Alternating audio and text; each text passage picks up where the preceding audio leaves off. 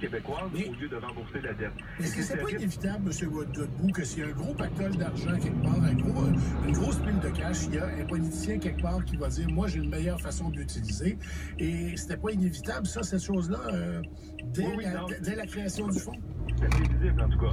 Et donc, au début, ça allait bien parce qu'effectivement, il y avait que quelques centaines de millions, quelques milliards. Mais au 31 mars 2018, on est rendu à 13 milliards accumulés dans le fonds de génération. Et on prévoyait qu'en 2025-26, on serait rendu à 47, autour de 47 milliards dans le fonds de génération. C'est sûr que plus la cagnotte approche, non, on ne s'en rendra pas là parce que là, il y a une politique de remboursement qui a été faite d'enlever un 2 milliards par année dans la cagnotte du fonds pour directement payer la dette.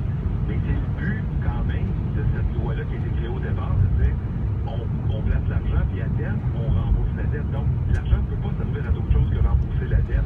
D'ailleurs, le ministre Marceau, dans son budget 2013-14, lors de l'élection qui précédait, donc l'élection de 2012, il avait dit on va vider le fonds de génération pour payer la dette.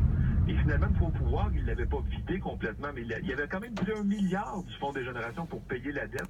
Donc, on voit que c'est une stratégie qui peut transcender les partis et qui peut s'avérer efficace pour la gestion de l'endettement. Mais on ne peut pas détourner les sommes qui sont dédiées à rembourser la dette pour faire d'autres choses que le remboursement de la dette. Il va y avoir un budget le 27 mars, vous le savez comme moi. Qu'est-ce que le gouvernement va faire, à votre avis, parce qu'il est en élection, c'est une année électorale, plus de services, la vie des familles, améliorer le niveau de vie. Est-ce qu'on a la marge de manœuvre pour faire tout ça?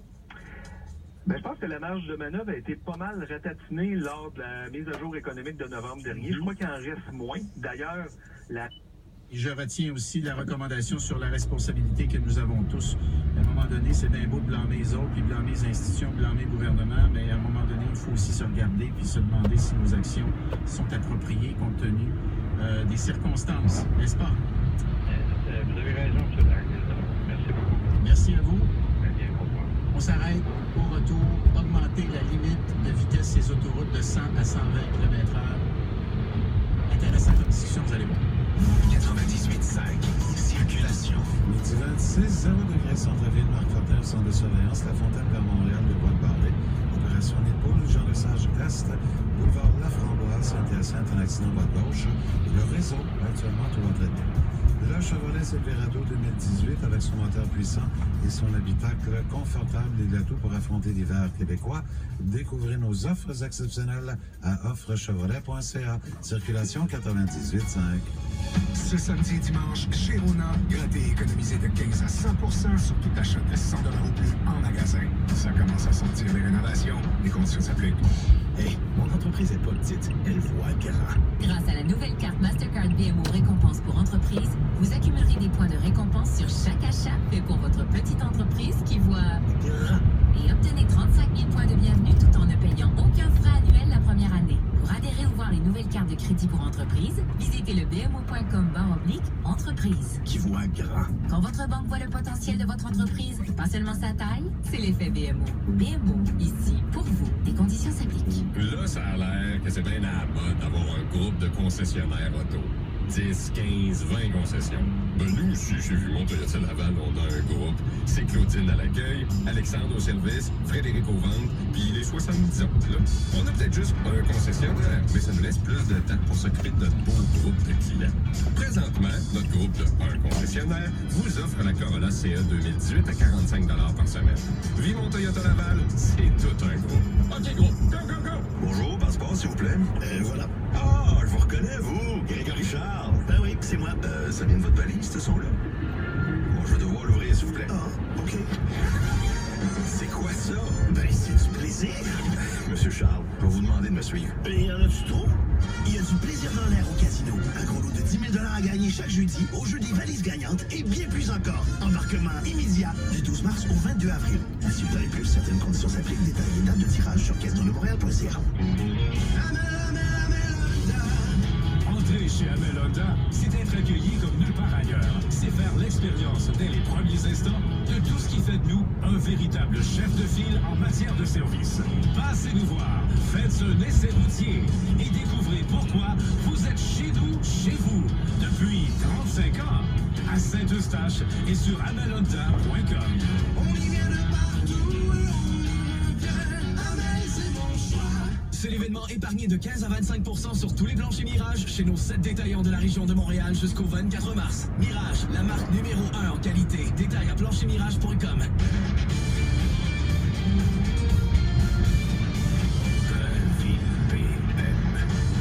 Limite de vitesse sur les autoroutes, il y a beaucoup d'hypocrisie. Hein? La limite légale, c'est 100 km/h. La limite tolérée, c'est 120 km/h. Puis la limite du photoradar, on la connaît pas. Et puis là, le Parti québécois propose un projet pilote pour une autoroute où la limite serait de 120 km/h. Puis les policiers feraient respecter cette limite-là. Ce serait 120. Ce serait 120 au panneau. Ce serait 120 au radar. Ce serait 120 au photoradar. Une limite au lieu de 3 limites, comme c'est le cas présentement.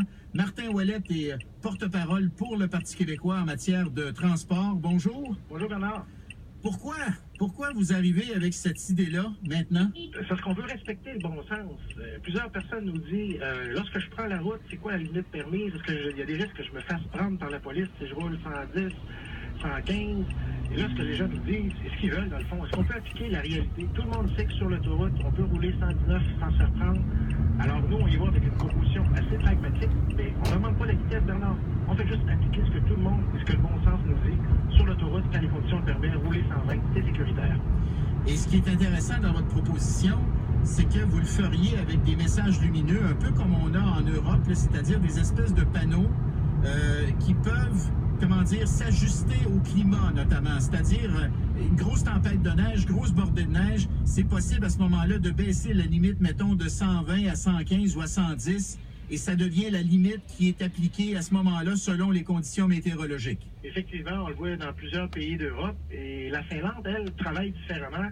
Elle a une vitesse limite maximum, exemple l'hiver à 100, mais l'été à 120. Donc, elle ajuste en fonction des conditions. Alors, le projet pilote va nous permettre de proposer différentes alternatives qui vont permettre aux gens de connaître la véritable vitesse qui sera appliquée au moment où ils seront sur les routes. Mais ce qu'on veut véritablement savoir, c'est si on augmente la vitesse à 120, est-ce qu'il est vrai de dire qu'il y a une augmentation des accidents? Est-ce que c'est vrai de dire qu'on augmente la fluidité? Donc, les gens ne sont pas sur les freins, sur l'accélérateur, sur les freins, sur l'accélérateur pour essayer de dépasser des véhicules sur l'autoroute. Donc, ce qu'on veut, c'est pas compliqué. Appliquer le bon sens, ce qui se fait déjà, mais surtout, et je pense aux policiers, il n'y a plus de zone de tolérance, il n'y a plus de zone d'interprétation. Il n'y a plus de zone d'arbitraire. Il n'y a plus de zone d'arbitraire. Ouais. C'est ça. Un photoradar, un policier, un panneau, en haut de 120, si on se fait prendre, on est hors limite. Et à ce moment-là, les pénalités et les sanctions s'appliquent. Je trouve aussi que c'est une bonne idée, là, maudit qu'on est dû.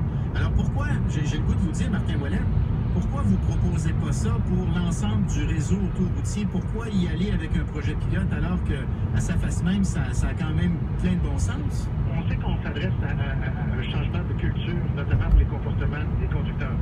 La première chose qu'on veut faire sur les autoroutes, parce qu'on est bien conscient que l'autoroute, c'est un accès limité. Hein? On a des sorties, des rentrées, alors que dans une route secondaire, une 138, une 132, où il y a effectivement des entrées, des sorties, des fois même à chaque 30 ou 50 mètres, où les gens peuvent embarquer sur la route de façon perpendiculaire.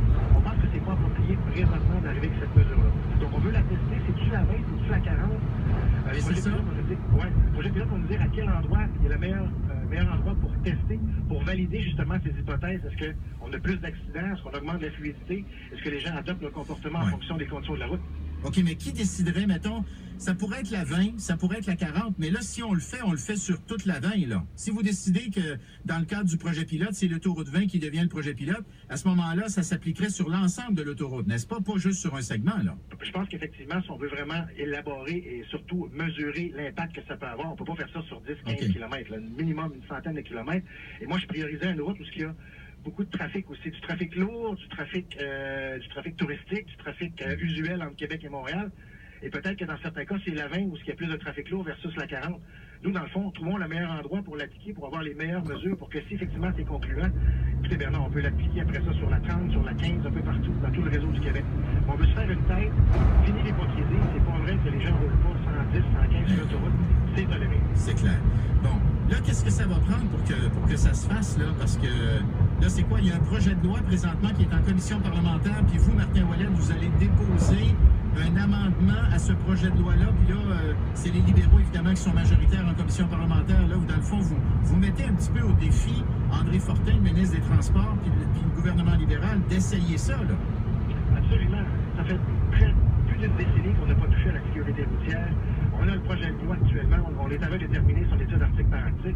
Et ce qu'on fait, on vient mettre un amendement dans le projet de loi qui va permettre, là, concrètement, ربكما تكذبان تبارك اسم ربك ذي الجلال والإكرام إذا وقعت الواقعة ليس لوقعتها كاذبة خافضة رافعة إذا رجت الأرض رجا وبست الجبال بسا فكانت هباء منبثا وكنتم أزواجا ثلاثة فأصحاب الميمنة ما أصحاب الميمنة وأصحاب المشأمة ما أصحاب المشأمة والسابقون السابقون أولئك المقربون في جنات النعيم ثلة من الأولين وقليل من الآخرين على سرر موضونة متكئين عليها متقابلين يطوف عليهم ولدان مخلدون بأكواب وأباريق وكأس من معين لا يصدعون عنها ولا ينزفون وفاكهة مما يتخيرون ولحم طير مما يشتهون وحور عين كأمثال اللؤلؤ المكنون جزاء بما كانوا يعملون لا يسمعون فيها لغوا ولا تأثيما إلا قيلا سلاما سلاما وأصحاب اليمين ما أصحاب اليمين في سدر مخضود وطلح منضود وظل ممدود وماء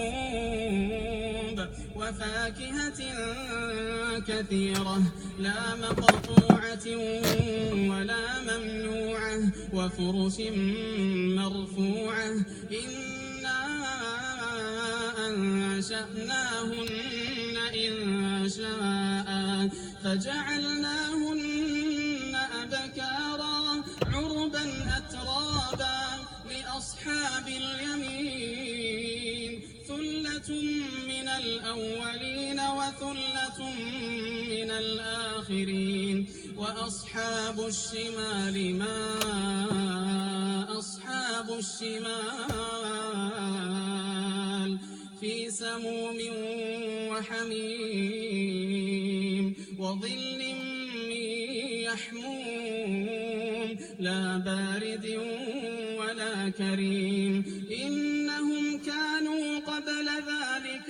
مترفين وكانوا يصرون على الحنث العظيم وكانوا يقولون أئذا متنا وكنا ترابا وعظاما أئنا لمبعوثون أوآباؤنا الأولون قل إن الأولين والآخرين لمجموعون إلى ميقات يوم معلوم ثم إنكم أيها الضالون المكذبون لآكلون من شجر من زقوم فمالئون منها البطون فشاربون عليه من الحميم فشاربون